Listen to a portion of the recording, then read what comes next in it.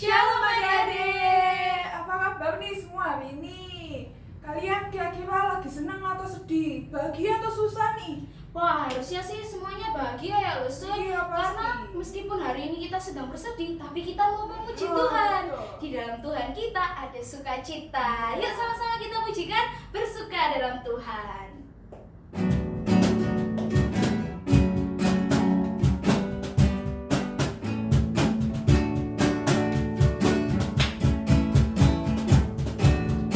Hari ini hari yang telah dijadikan Tuhan, mari kita bersuka. Sekali lagi, hari ini hari yang telah dijadikan Tuhan, mari kita bersuka. Di dalam Tuhan bersuka, di dalam Tuhan bersuka, bersuka dalam Tuhan, mari bersuka, bersuka citalah, bersuka, bersuka dalam Tuhan, sekarang bersuka, bersuka citalah. Ya, sama-sama kita mau lipat tangan, kita mau tutup mata, kita mau berdoa sama Tuhan. Tuhan Yesus, terima kasih kalau hari ini kami boleh ibadah, kami boleh memuji Tuhan. Tuhan, biarlah kami dapat melakukannya dengan hati yang tulus, karena kami benar-benar mau untuk memuji nama-Mu. Dalam nama Tuhan Yesus, kami berdoa, haleluya, amin. Amin. Adik-adik, Tuhan Yesus itu Allah yang luar biasa loh adik-adik. Apapun dia bisa adik-adik. Nah, Tuhan Yesus Allah yang hebat atau yang nggak hebat nih? Yang hebat tuh ya Iya, pastinya. pasti. Nah adik-adik, yuk sama-sama kita mau pujikan hebatlah Tuhan Yesus.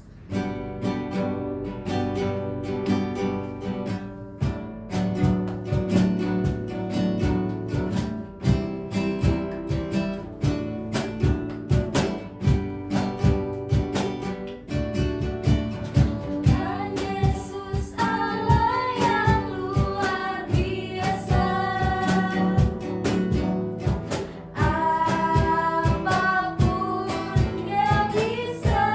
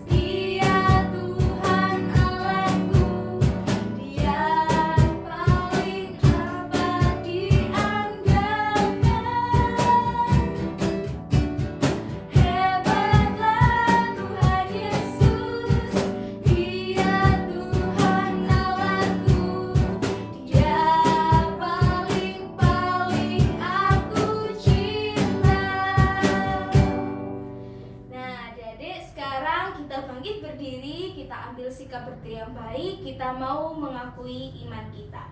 Pengakuan iman rasuli.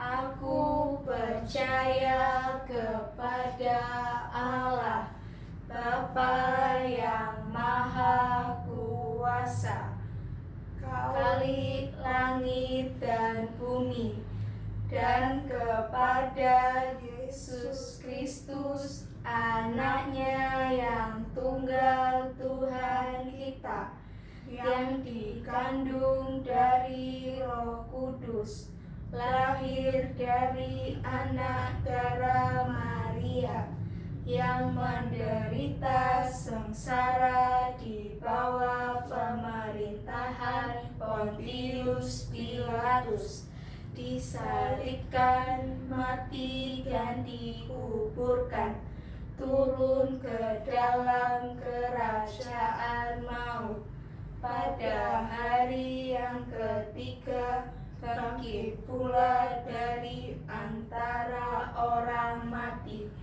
naik ke surga, duduk di sebelah kanan Allah Bapa yang Maha Kuasa, dan dari sana Ia akan datang untuk menghakimi orang yang hidup dan yang mati.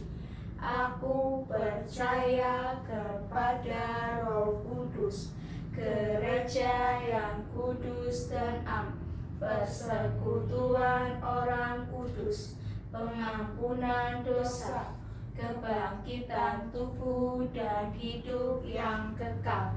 Amin. Adik-adik dipersilakan duduk kembali. Sekarang tiba waktunya kita untuk memberikan persembahan. Persembahan bisa ditransferkan dibantu papa mama di nomor rekening gereja, atau juga adik-adik bisa menyimpan dulu persembahannya. Atau boleh juga diberikan langsung ke gereja pusat. Nah, yuk sama-sama kita mau pujikan Aku Bawa Aku Bukan.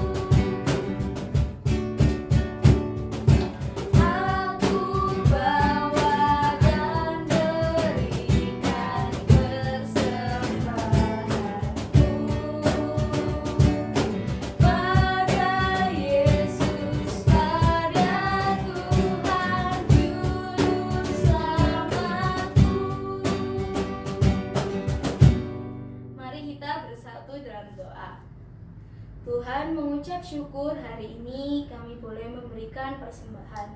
Biarlah Tuhan, persembahan ini menjadi persembahan yang harum untuk kemuliaan nama-Mu. Terima kasih Tuhan, dalam nama-Mu kami berdoa. Amin. Adik-adik, hari ini kita mau dengerin firman Tuhan, tapi sebelum itu kita mau pujikan Yesus Sayang Padaku.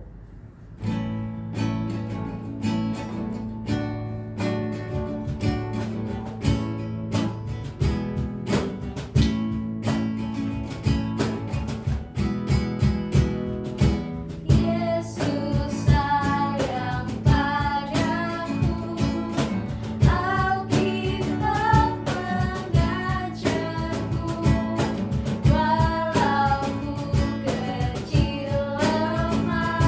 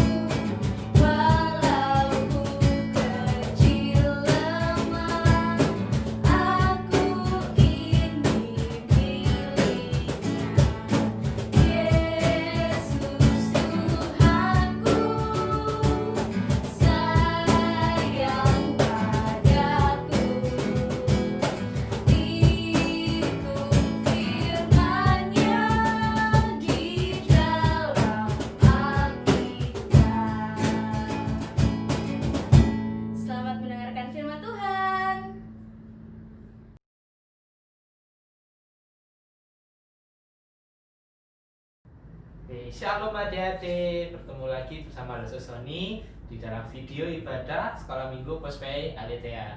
Nah, sebelum kita mendengarkan firman Tuhan, yuk kita sama-sama berdoa. Bapa kami yang di surga, terima kasih Tuhan, kami kembali akan mendengarkan firman-Mu melalui Dosa Sony.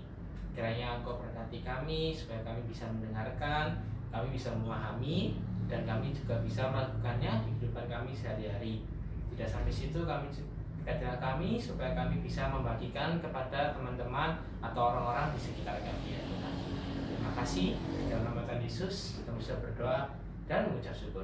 Amin. Nah, jadi saya mau nunjukin satu gambar dulu ya. Nah, jadi tahu nggak gambar apa ini? Nah, ini adalah gambar seorang penipu adik-adik atau seorang koruptor. Nah, adik-adik tahu nggak apa itu penipu atau koruptor? Nah, orang penipu adalah orang yang suka membohongi orang lain demi kepentingannya diri sendiri adik-adik. Nah, jadi apakah bisa itu dikatakan adalah orang yang baik adik-adik? Nah, jelas tidak. Itu adalah orang yang jahat. Buktinya apa? Dia merugikan orang lain demi kebaikannya diri sendiri. Nah, adik-adik, di Alkitab itu ada orang yang juga menipu orang lain. Tetapi anehnya Tuhan malah memberkati orang yang menipu ini. Kok bisa ya? Berarti Tuhan jahat ya adik-adik. Nah, kita cari tahu dulu jawabannya. Nah, tapi orang yang menipu itu adalah namanya Bapak Yakub adik-adik. Yuk kita sama-sama pahami ceritanya. Nah, adik-adik, Bapak Yakub itu mempunyai seorang kakek, namanya adalah Bapak Abraham. Nah, Bapak Abraham ini dulu dijanjikan oleh Tuhan adik-adik bahwa Bapak Abraham akan memiliki keturunan yang sangat banyak seperti bintang di langit dan pasir di padang gurun. Nah, janji Tuhan itu dia tepati adik-adik. Abraham mempunyai seorang anak yang bernama Ishak. Nah, dari Ishak ini Tuhan melanjutkan janjinya kepada Abraham. Ishak pada saat itu mempunyai istri yang bernama Ribka. Nah, Ribka ini mengandung dua anak kembar yang bernama Esau dan juga Yakub adik-adik. Nah, dua anak kembar ini tetapi mempunyai karakter yang sangat bertolak belakang. Esau yang sulung kakaknya yang lahir pertama mempunyai sifat yang dia suka berburu adik-adik dan suka keluar pergi dari rumah. Sementara Yakub adiknya dia lebih suka diam di rumah adik-adik dan dia lebih senang berkebun, berternak dan lain-lain. Beda seperti kakaknya suka berburu. Nah, pada suatu hari Esau ini pulang dari berburu adik-adik. Esau pulang, dia lelah kan, pasti berburu kan capek, lari-lari sana sini. Nah, dia pulang melihat adiknya Yakub memasak suatu makanan namanya sup kacang merah. Nah, pada saat itu Esau tergiur. Aduh, enak sekali ini sup kacang merahnya. Dia bilang sama Yakub, adikku Yakub, aku minta apa? Sup kacang merahnya, karena aku lapar, aku habis berburu. Nah, Yakub pada saat ini pertama kali dia menipu adik-adik. Dia pintar. Dia bilang sama si Esau kakaknya, kakakku Esau, akan kuberikan sup kacang merah ini. Tapi aku punya satu syarat, yaitu berikan aku hak kesulunganmu. Nah, apa itu artinya? Artinya bahwa Yakub ingin menjadi yang kakaknya, sementara Esau yang menjadi adiknya. Karena pada zaman dahulu, yang sulung itu yang lebih diutamakan adik-adik. Pada saat itu Esau berpikir dia sudah lelah, dia sudah capek, dia hanya fokus sama makanan itu. Akhirnya tanpa pikir panjang, Esau pun menyetujui. Ya sudah, sini bawa sup kacang merahnya, sini. Aku tak terlalu peduli dengan hak kesulunganku. Lalu pada saat itu akhirnya Esau makan sup kacang merah itu jadi. Nah, berganti tahun, Ishak menjadi tua, papanya. Dan pada saat itu karena sudah terlalu tua, Ishak tidak bisa melihat lagi adik-adik, dia sudah sangat rabun, dia tidak bisa melihat apa-apa. Nah, pada saat itu Ishak berpikir, mungkin waktunya dia sudah tidak lama lagi. Dia memanggil Esau adik-adik, Esau sini. Nah, dia menyuruh Esau untuk pergi berburu dan membawakan makanan adik-adik. Kenapa? Karena Ishak ingin memberkati Esau. Ishak ingin memberikan semua hartanya kepada Esau. Tetapi Ishak ingin memberi satu syarat bahwa Esau harus berburu dan memberikan makanan daging yang terenak buat Ishak pada saat itu. Nah, tapi ada satu orang yang mendengarkan percakapan mereka adik-adik, yaitu istrinya, Ibu Ribka. Nah, Ibu Ribka mendengarkan percakapan itu. Karena pada saat itu Ibu Ribka sangat sayang sekali kepada Yakub. Ibu Ribka bilang pada Yakub, "Hei anakku Yakub, jadi aku mendengar percakapan bahwa Ishak ingin memberkati, papamu ingin memberkati Esau kakakmu.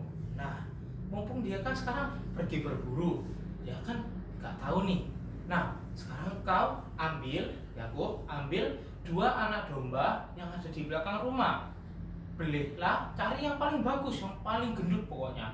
Beleh, masak yang terenak, kasih papamu supaya kamu yang diberkati." Wah, Yakub pada saat itu bilang, "Loh kan, aku beda sama kakakku, Ibu. Kakakku berumnya bulu yang sangat tebal, sementara kulitku sangat halus, licin. Pasti kalau papaku Ishak mengetahui dia megang aku, wah, aku bisa cilaka ini. Aku nggak dapat berkat malah dapat kutuk." Nah, Ibu Ribka ini nggak habis akal adik-adik. Ibu Ribka ini pintar. Dia menyuruh Yakub untuk mengambil pakaian Esau yang berbulu. Supaya apa? Supaya ketika diraba seperti Esau, banyak bulunya. Nah, ya sudah, Yakub akhirnya menuruti adik-adik. Yakub memasak makanan yang sangat enak. Dia mengambil pakaian, dia memakainya, membawa makanan, lalu pergi ke Ishak. Nah, ketika sudah diberikan, Ishak meraba-raba. Iya ini Esau nih, benar anakku ini. Wah, ketika pada saat itu dia langsung memberkati Yakub adik-adik yang dikiranya Esau. Nah, akhirnya Yakub menjadi anak yang diberkati oleh Ishak, bukan Esau. Wah, pada saat itu Esau pulang adik-adik. Setelah itu Esau pulang, dia memberikan. Lalu Ishak bilang, "Loh, siapa kamu? Lalu yang kuberkati tadi siapa?" Nah, akhirnya Esau sangat marah adik-adik. Dia tahu bahwa Yakub menipu dia sekali lagi. Wah, berarti Yakub sudah menipu Esau sebanyak 2 kali adik-adik.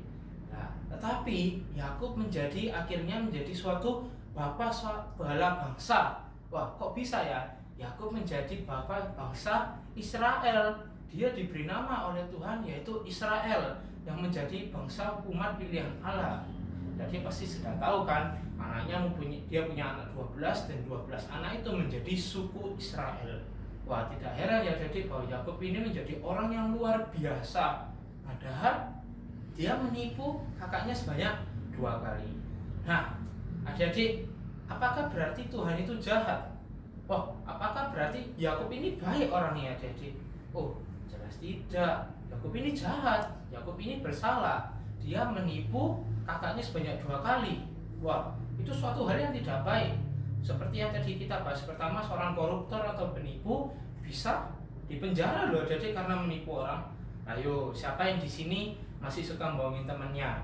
Bisa dipenjara loh nanti.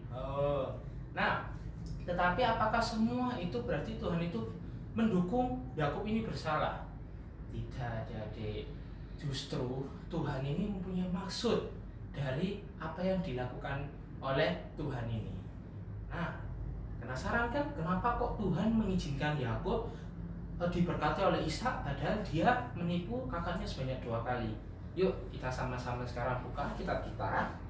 Kita buka di dalam Kejadian pasal 25 ayat yang ke-23. Kejadian pasal 25 ayat yang ke-23. Saya akan membacakan untuk kita semua. Firman Tuhan berbunyi demikian. Firman Tuhan kepadanya, 2 bangsa ada dalam kandunganmu, dan 2 suku bangsa akan berpencar dari dalam rahimmu. Suku bangsa yang satu akan lebih kuat dari yang lain, dan anak yang tua akan menjadi hamba kepada anak yang muda. Nah, jelas tertulis di Alkitab adik-adik bahwa Tuhan mengatakan ya anak yang tua akan menjadi hamba anak yang muda.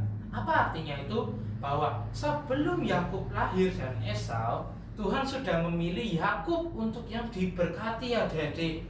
Jadi, apakah keberdosaan manusia itu memutuskan keputusan Tuhan? Jelas tidak, karena keputusan Tuhan itu sudah mutlak adik-adik. Nah, berarti apakah kita berdosa, kita membuat anaknya saja? Bisa saja. Wah, nanti loh Tuhan pasti kasihi. Wah, nanti loh Tuhan pasti itu. Ya jelas tidak, jadi tidak seperti itu. Buktinya Yakub ketika setelah melakukan itu dan diberkati oleh Tuhan, dia menjadi orang yang lebih baik lagi dari sebelumnya. Tuhan itu punya maksud dan rencana yang tertentu, adik-adik. Tidak semata-mata Tuhan asal milih. Tuhan punya tujuan dan maksud tertentu. Artinya apa? Yakub ini berdosa, menipu kakaknya 2 kali. Tetapi apa yang dilakukannya? Yakub menjadi suatu bangsa yang besar, bapa dari segala bangsa yang besar, adik-adik, yaitu bangsa Israel. Nah, Tuhan itu tidak mengizinkan orang itu berdosa. Makanya Tuhan memperalat Yakub, memperbaiki Yakub menjadi orang yang lebih baik lagi, adik-adik. Nah, di sini seperti kita seringkali menghalalkan segala cara seperti Yakub. Yakub tahu mungkin dia dipilih oleh Tuhan, tapi dia tidak percaya sama Tuhan. Dia menggunakan tipu muslihat, dia menggunakan kekuatannya sendiri untuk supaya dia dipilih. Padahal Tuhan sudah bilang bahwa Yakub ini pasti jadi yang akan diberkati, adik-adik. Nah, kita seringkali seperti itu.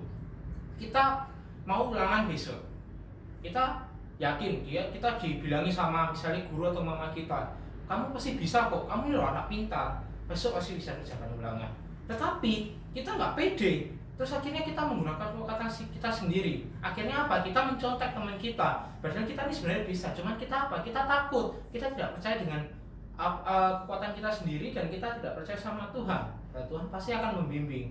Atau kita melihat ada uangnya mama papa tergeletak, kita pingin jajan, adik-adik. Waduh, aku pasti pingin jajan, tapi aku nggak akan dikasih oleh mama papa. Padahal mama papa sebenarnya mau ngasih kalau kita minta.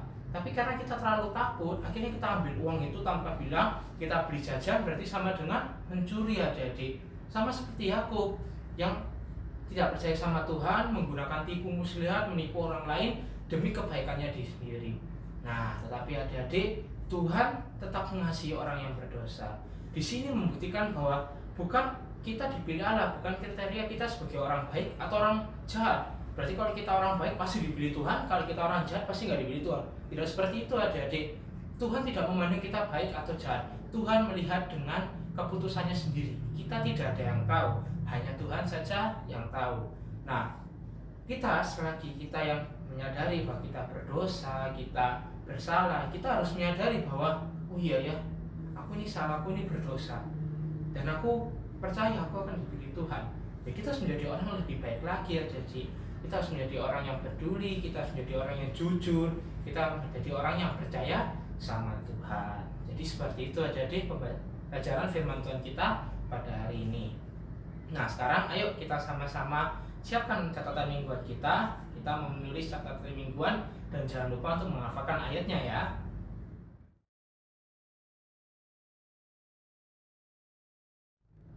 Nah, sudah selesai kan? Sekarang yuk kita sama-sama tutup firman Tuhan kita di dalam doa. Tuhan Yesus, terima kasih karena Engkau sudah memberkati kami dengan firman-Mu yang begitu baik. Tuhan, kami ingin seperti menjadi Yakub yang walaupun kami mengaku kami telah berdosa, tetapi kami ingin menjadi yang lebih baik, Tuhan. Kami tidak ingin melakukan dosa lagi. Kami tidak ingin membohongi orang, kami tidak ingin mencontek, kami tidak ingin membenci orang lain, tapi kami ingin percaya kepadamu, dan kami ingin membagikan kebaikan pada orang lain.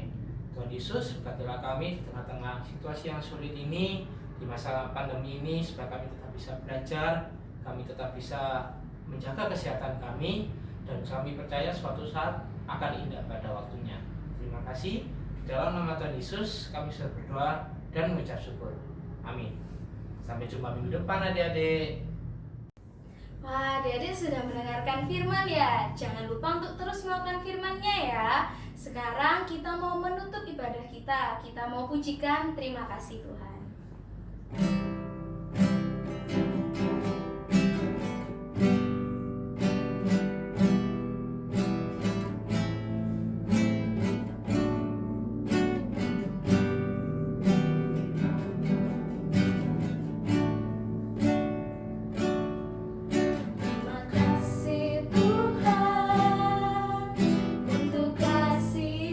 Setiamu, ya ku alami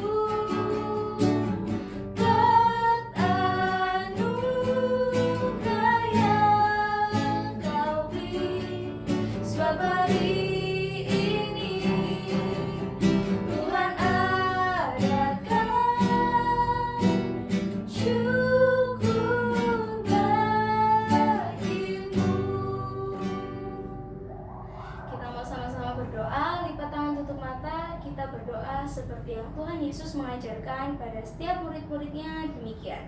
Bapa kami yang ada di surga, dikuduskanlah namamu, datanglah kerajaanmu, jadilah kehendakmu di bumi seperti di surga.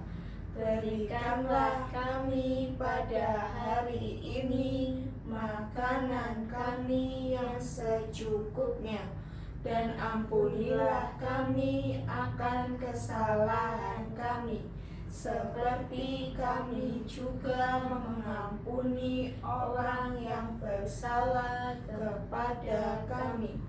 Dan janganlah membawa kami ke dalam pencobaan, tetapi lepaskanlah kami daripada yang jahat. Karena Engkaulah yang mempunyai kerajaan dan kuasa dan kemuliaan sampai selama-lamanya. Amin. Selamat hari Minggu, Tuhan Yesus memberkati.